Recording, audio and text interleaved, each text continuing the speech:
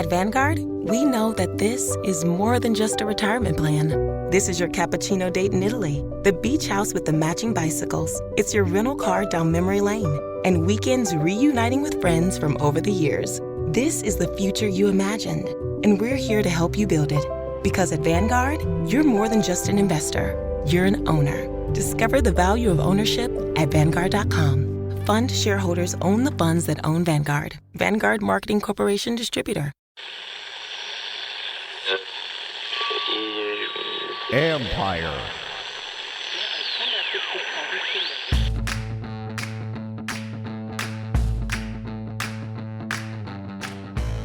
Hello and welcome to my podcast.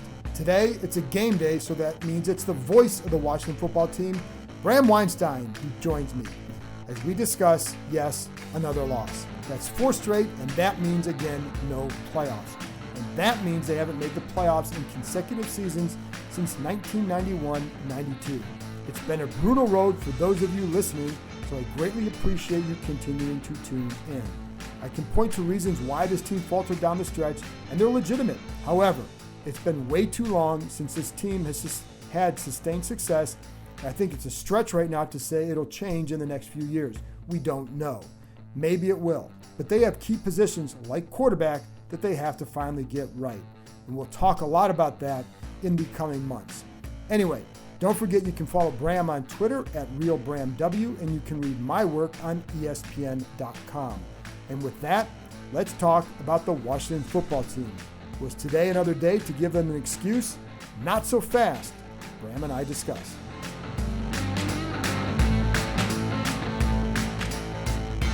Bram, it's another non-playoff season. How do you process this year? I mean, there's still one more game, but the goal here was to make the playoffs. They're not going to do it after this loss. How do you process this? You know, I think it's a lot of different seasons in one. This happens a lot. You know, I think people forget how long the season can be, but this one was really, God, this feels like 3 seasons. It does. You know, the first part of it made no sense to me, really, like why the defense was performing as poorly as it did, which is, I think, largely attributable to why their record was where it was. And there were some missed opportunities in there as well.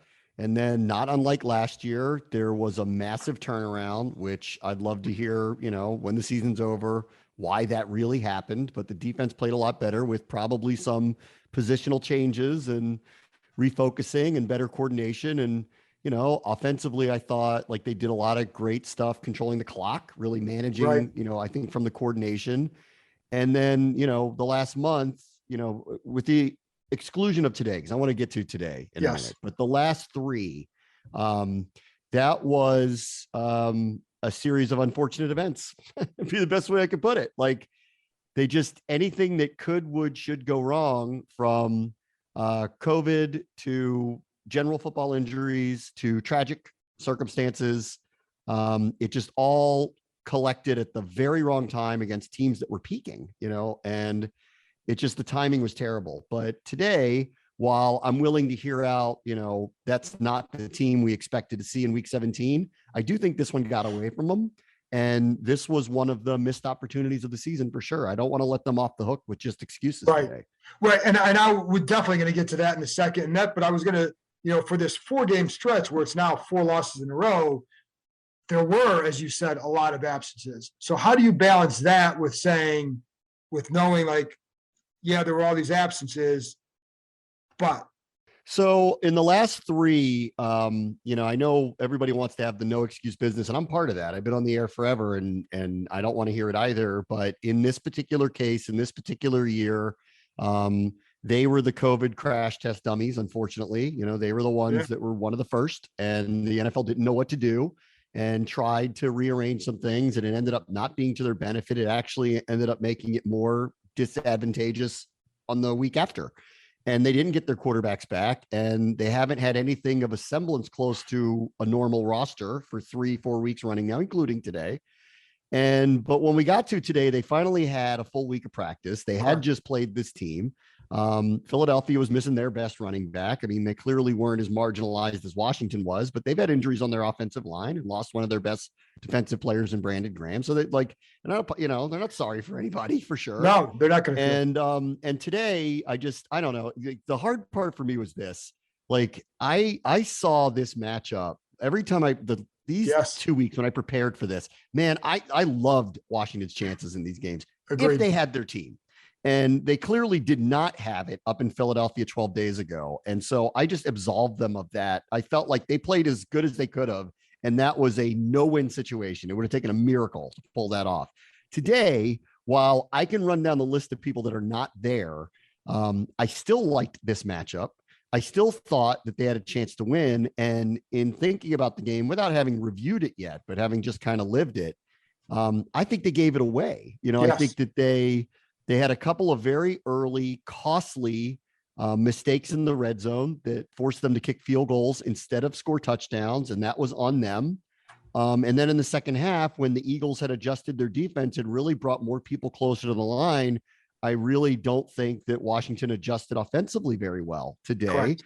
And did some things that, while in an attempt to be creative, I really don't think, had what's the best way to put this?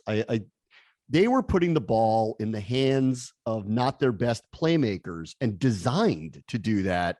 And so I kind of lay this on this team. They gave this one away. And so I don't want to let them off the hook. I mean, we could talk about who's not there, but I don't want to let them off the hook. They could have, would have, should have won today, even with the team that they put out. Correct. And I agree with you. I think the Dallas games, I understand, like, they're not equipped to beat Dallas right now. I don't know that they beat them if they're fully healthy, let alone when they're not. But the Eagles game, even two games ago against the Eagles, it was a 3rd and 6. They're down 3, and you make the stop, and now you're getting the ball back with a chance to tie. But even then, you're shorthanded. There was a lopsided stats because they're shorthanded. Yeah. But today, it felt like, you're definitely right. Like, it felt like this was a blown opportunity today to take one away. Yeah, the first half, I thought, actually, I mean, especially offensively, that was as good as it's been since really probably the Vegas game. Like, no penalties, no turnovers. Heineke was like 14 of 17, something like that. They were running the ball relatively effectively with their, third string running back, and they were moving the ball around, and they were in rhythm, and Heineke made a couple of his Heineke plays where he got lucky on one. Yeah. And, they had some other ones that he looked pretty good again. And I mean, that was as good a half as I think they've had in a while. And, this is a 9-point lead at home. I can't blame who wasn't there for what happened in the second half. No. Like, I think they blew that. And there were a couple of choices that were made that I really, I think in hindsight, it's really easy to say I would have done this differently, but I really didn't agree with going for that 4th down. I really didn't. Like, it was 4th and 5. It was at midfield. They're down by a point. There's 7.5 minutes left in the game. And, their offense has not proven to be able to move the ball effectively, really, in the second half at all. And they're down by a point, though. And I know it's a new punter and all, but I think I would have elected to punt there and try to pin them. And even if the Eagles run a little bit of the clock, you hopefully get the ball back. And all you need is a field goal to win, not a touchdown. And by not converting, the Eagles needed to go literally 25 yards to kick a field goal. And that field goal felt like a death sentence to this offense. And I know they got close at the end of the game, but they were playing with their hair on fire at that point. And there was nothing they were doing that proved out in the second half they could move the ball with any efficiency at all. And so I just didn't agree with that decision. I would have punted there and tried to get the ball back down 1. And then you're asking for, can you just get us into field goal position to try to steal it? Right. And I knew that he would go for it because the MO has been, if he thinks they have any momentum at all in offense, that he's going to try and go for it. But I think your thinking is very sound because that was a big gamble. And then you look at who they're throwing the ball to in that situation. There were 2 options out there. The Eagles knew with McLaurin or Humphreys, and you didn't get to either one. You got to Dax Milne. I would have been okay if they had punted there. And that with that much time left, 3 timeouts, I'd have been okay if they had punted. I will say this. I will admit, at the time, I wasn't thinking necessarily like, oh, I think this is a bad decision. I felt like it was very risky because of who they have out there. I just don't think that they're a guarantee to get that like they were. I felt like several games ago when I felt like they were in a better rhythm overall. Yeah, it's easy to say because they didn't convert it, but like, right. I just didn't like. I thought the risk reward there was very, very low. Like, I really felt like if they punted, okay, it is possible the Eagles would have walked down the field and run the clock out and done the same thing. That's possible. But I think you have to trust your defense here. They'd given up 17 points to this point.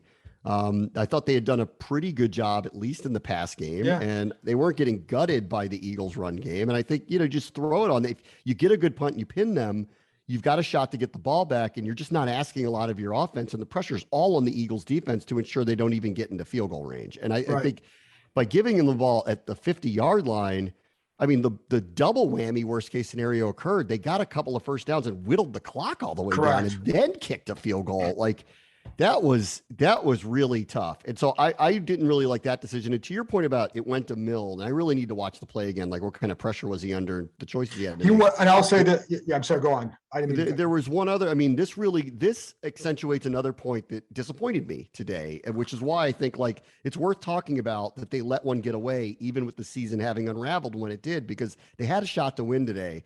And there were choices made in the second half offensively that I thought were curious at best. Like, I liked some of the design of the things that they were doing, but the design was intended to end up in the hands of not their best playmakers. Like, they did a really elaborate screen for John Bates. I know. And he caught the ball, and I'm sitting here going, how is that not set up for Carter or Patterson or Jonathan Williams or Wendell Smallwood or Adam Humphries or McLaurin? Like, there were too many other good choices for something like that. And I think that they kind of got in their own way offensively. And then D'Angelo was talking about this a lot in the game. At some point, if you don't take a shot down the field, the defense will not believe you ever will. And therefore, all of this stuff and misdirection and moving people around to try to set up, we're going to catch them with John Bates over here. You're not, because nobody is playing the deep game because they don't think you're going to throw the ball. So, that's a great point. So I think like, they were kind of their own worst enemy in the second half, and therefore they lose a very close game that I think can be framed like, well, look at all these people that they're missing. And I think that's only half the story this time. Like, you could frame it like, look at all these people they were missing and they lost by 4 to a team that's going to be in the playoffs. Or you could frame it, they woulda, coulda, shoulda beat them anyway, and they kind of beat themselves. And that's how I kind of look at this one. I agree with that. And what it suggests to me, I'll get to this in a minute, is the gap between the teams is not very big at all. But on the 4th and 5 play, what happened there, when you go back and watch, you'll see it. They have Humphries do a little bit motion on the left. And what Heineke told us afterwards, typically in that situation, they go to the motion side. They throw to the motion side. So they actually went against tendency and threw to the other way to Milne. He's got an option route. He didn't get open. The ball, even if he catches it, he's not going to make the first down. So he was not under rest. That's where he was going with the ball. Then McLaurin runs behind him, he's about 5 yards downfield in front of him, I guess I should say. But Milne was the guy. And so like they went against tendency and it didn't work. It's a good play by the Eagles D. And then to your tight end one, that I understand that's a design. Like, I think your point is great. Like, if you're hitting them downfield and you're opening things up, but you're right, there was no threat of that. So anytime they ran a screen, it wasn't working. And in that case too, like, Bates is not going to do a lot with the ball unless it's wide open. He's gotten, you know what I mean? Like, that's to me, like, if you throw it to Ricky Seals-Jones, I get it more because that's something where he can do something with the ball afterwards. Yeah. I thought some of those choices were curious. That's all. And then, I didn't like the 4th and 5 go for it call. I'm sure, if they had converted, then you wouldn't hear me say that right now. So hindsight's really easy to bring that up, but like, I didn't like it at the moment. Right. And, and outside of that, like, I think overall, I will say this, like, I really wasn't sure what we were going to get today after what happened in Dallas, after what's happened the last few weeks, after another recent horrible incident off the field with Montez Sweat and his family. Yeah. And Ron Rivera is openly saying we are emotionally and physically drained, going into this thing. I didn't really know what to expect from them today. And, it was a pleasant surprise that they were as competitive and as in it as they were. But still, in the end, this is a results business. And in this case, unlike the previous few, I am willing to criticize that they didn't get the result, and right. I think that's deserved today. And I felt like they would respond well. I did worry about the same thing you said, that would they have enough left emotionally and physically? Like, how much would those absences, if Montez Sweat's not there? I didn't think the Gibson thing would kill them. I just thought it was going to be one more that put them over the top. I think you could have used their ends today, whether it's Smith Williams or Montez. But I wondered about that. But having said that, that was the game they really could have won. Yes. And then even the last throw to Bates, and I know that they wanted a pass interference on that one. And I think you can say he tripped him up. I don't think he catches that ball if he's not interfered with. I think it's hard for me to say he would have. I don't know that I can't say he wouldn't have, but it'd be hard for me to say he definitely would have. So the throw may have been picked off anyways, even if he hadn't been interfered with. But the thing is, what they would say is it's a penalty, so call it a penalty. So yeah. And I don't disagree with them about that. I thought they easily could have called a penalty there. You could have called. And on the previous drive, honestly, on the previous drive when the Eagles were moving, I thought they could have called a penalty on Kendall Fuller on Devontae. Oh, yeah. And they didn't call a penalty there either. Right. So the referees were swallowing the whistle a little bit here. And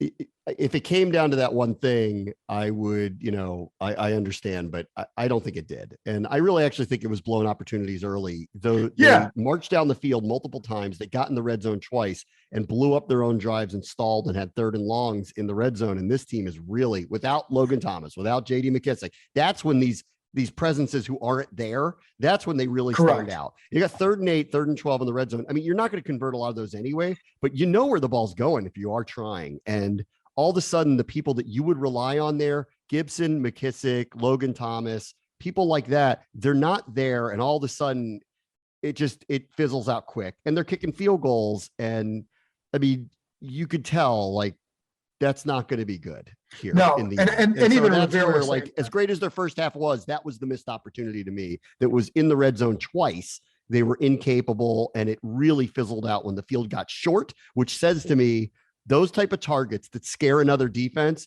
when they're not there, they're a much more predictable team to deal with in the red zone. Oh yeah, and if you don't have the threat of the consistent run game, but also someone to take pressure off McLaurin down there, but it's also where Thomas shines.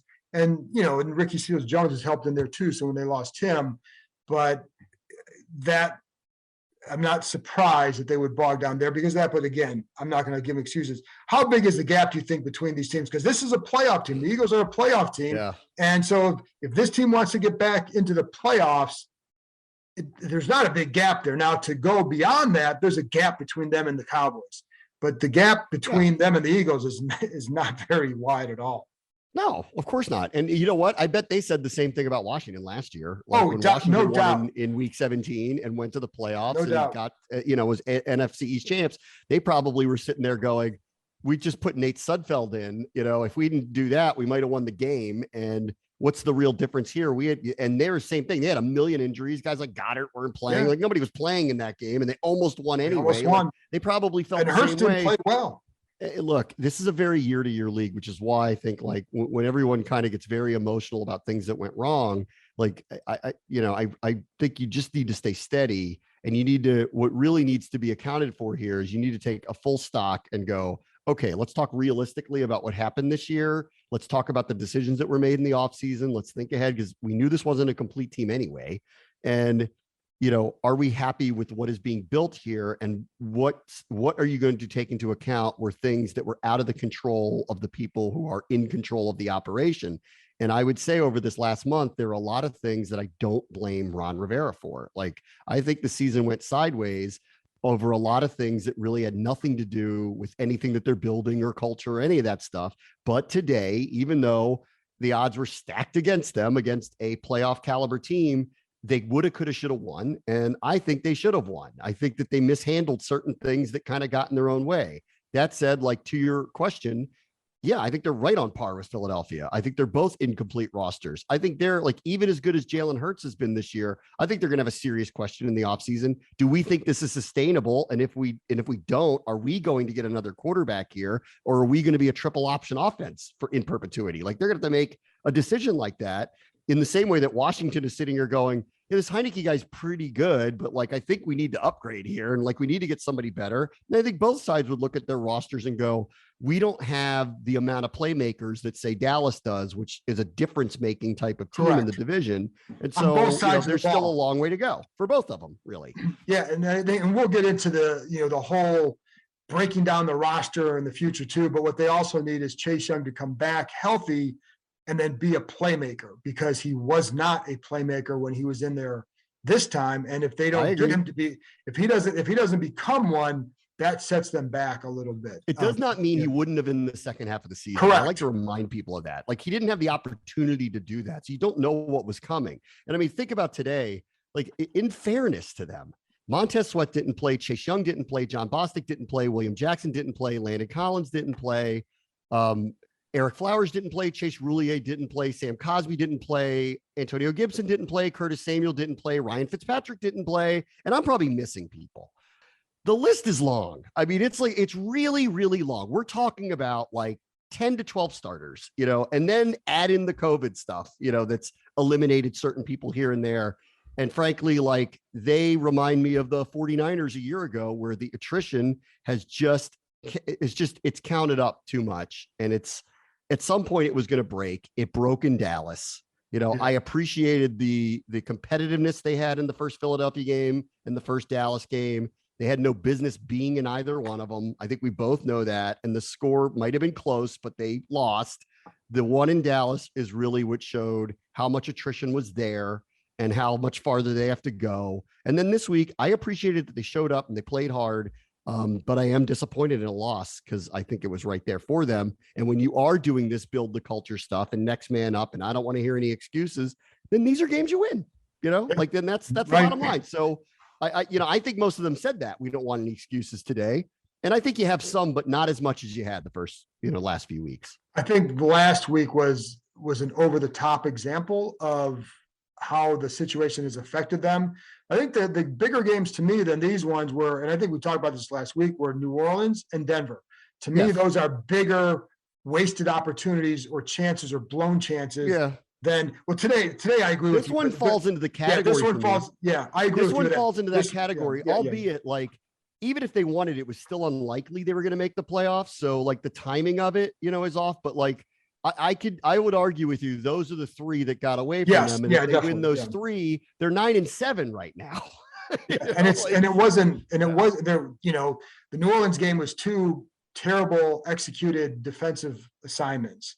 And then Denver was blocked field goals by a guy that you shouldn't have had on the roster. Who shouldn't have been on the roster. Correct. That's right. Yes. Yeah. So, but the other thing, Bram, too, today was an interesting thing to me, and it portends to what's going to happen in the offseason, is they had David Mayo as the signal caller on defense, or playing middle linebacker. And that meant Cole Holcomb was more of an outside linebacker.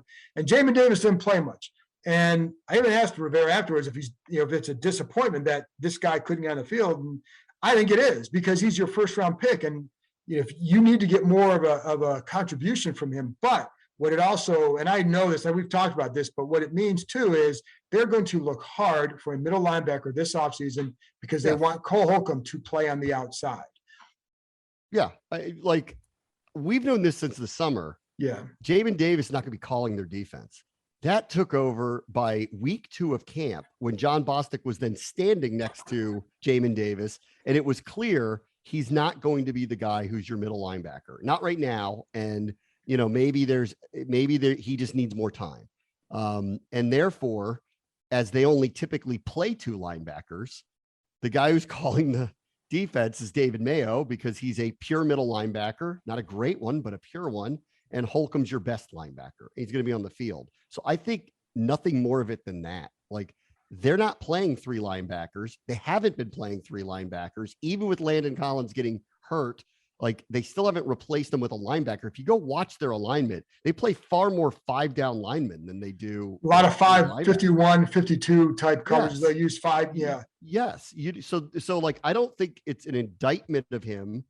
Clearly this has not been the rookie season we had hoped for. I'm not trying to cover for I think it's a bit of an indictment. To your point of like what was happening today, it's not a surprise. He's not going to call the defense. He's not the middle linebacker. So that's, here's where the indictment is in this regard, that they felt they're better with Holcomb on the outside and Mayo calling signals versus Holcomb calling signals with Davis out there too. Yeah. That's where it's like, if he's really progressing, that's where he's got to be in there.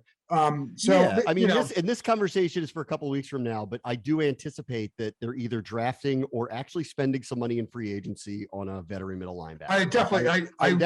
That is one of the top of the list things that I think will be done in the offseason. 1,000% agree. And last point on this too, what was interesting talking to Holcomb after the game, where he was talking about how there were times where Mayo would get him in the right spot just with the veteran knowledge. And that's a big deal. And he said, the one thing he goes, sometimes with him, he goes, sometimes he was afraid to say, watch for this, look for this, look for this, look for this, because he wasn't 100% confident. And he didn't want to make a mistake and then have guys not trust him when he says it. As soon as he said that, I thought, you got it. And I know that they want to bring a linebacker in here. I know that. But that tells me that you need to go get a veteran who can do that and settle these guys down on the outside. And, but I thought it was telling. I thought it was very telling. Yeah. He's another one too. And this is again, a conversation for a couple of weeks from now. And I've said this a few weeks back. I think I said it to you. Holcomb is heading into last year's deal. He's obviously not making a lot of money because he was a mid to late round pick. And I think he's a candidate for an extension now. I think he's part of your team. I don't think he breaks the bank. You're not going to be spending high end money for him, but I think he belongs here. And I think they like him on the outside. About that. I think they like him on the outside. I can see him playing there. I think the guys that I think who are entering those categories that I think they'll try to keep would be him, Leno, McKissick. But again, conversation for down the road. So let's finish up on looking ahead, because you got one more game left. What can be accomplished in this last game? I think I would hope that if they put the same effort out there again, the Giants are struggling worse than they are. So I'd like to think that they can end the season on a win. I mean, there's no reason not to think that. So I'd like to see that happen. I would like to see Heineke play one more time, personally. I know that that's probably going to be in discussion this week, whether it's Allen or Heineke. And I think when Ron Rivera was saying earlier this week, we may rotate them, I think what he was trying to say was, if we're eliminated, we'll rotate them. I definitely think that's part. And now that they are, because Scott Turner came out, he's like, we're not pulling Heineke. So that was because the season was still alive. Correct. Now that they're out, I think they're probably going to think about it. And personally, that's just my, preference here. I'd like to see Heineke go one more time. Why? Because I think he's their primary backup at worst. That's what I think, and he's more in their future. It's nothing against Kyle Allen.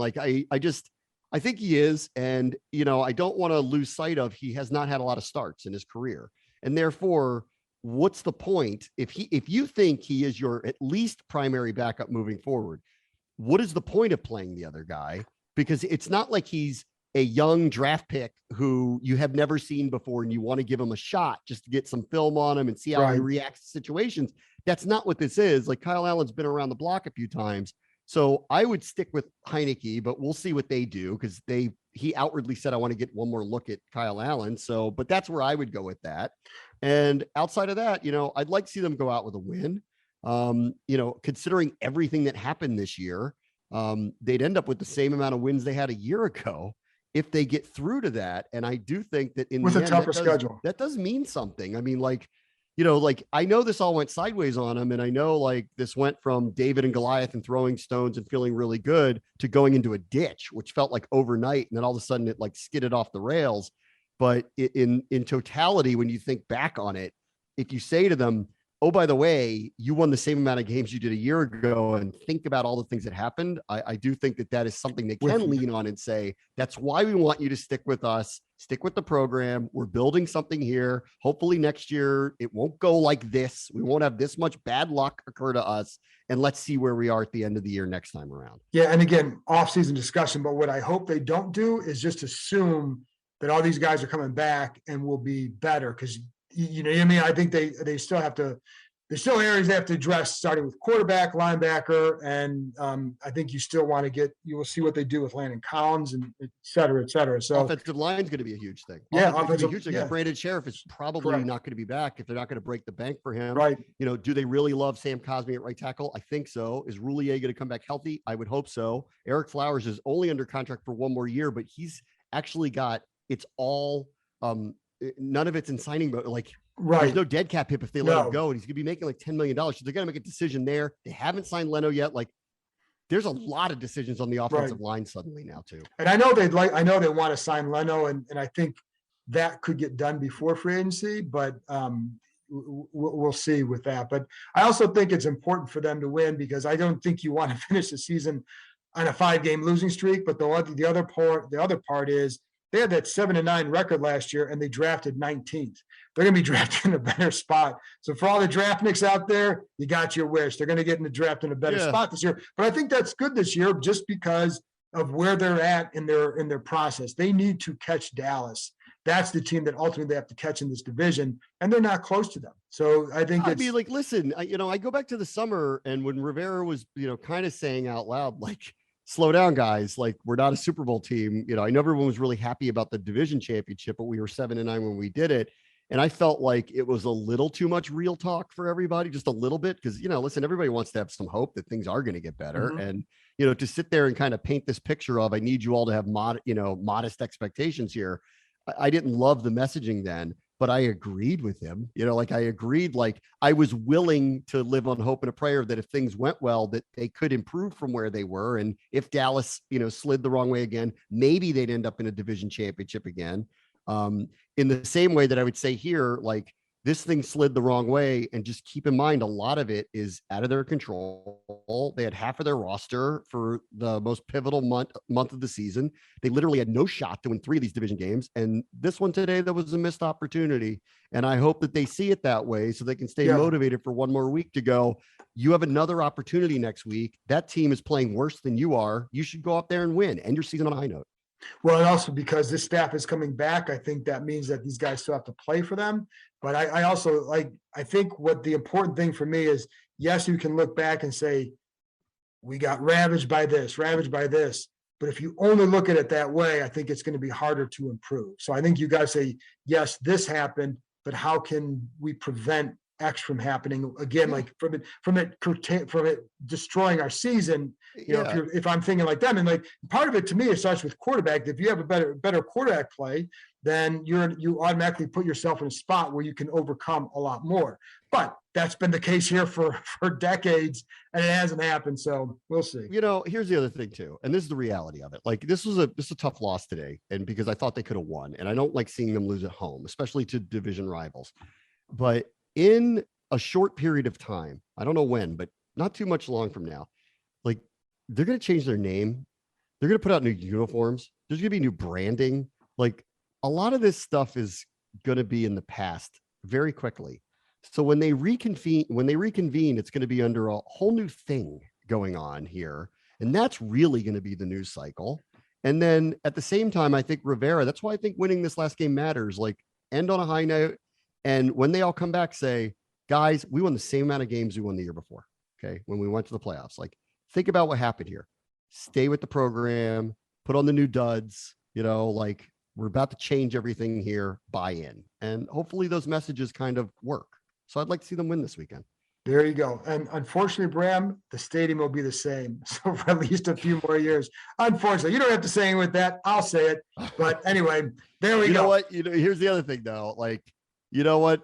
There'll be hope for that one too, because my gut tells me next year you're going to hear about where the new stadium will be and see some renderings of what it's going to look like. So, I think when you see the bright, shiny new house, it'll help you hold your nose a little bit when you go to the old one for a couple more seasons. Yeah, we'll see. We've been holding our noses for a long time. So, Bram, thanks a lot for coming on.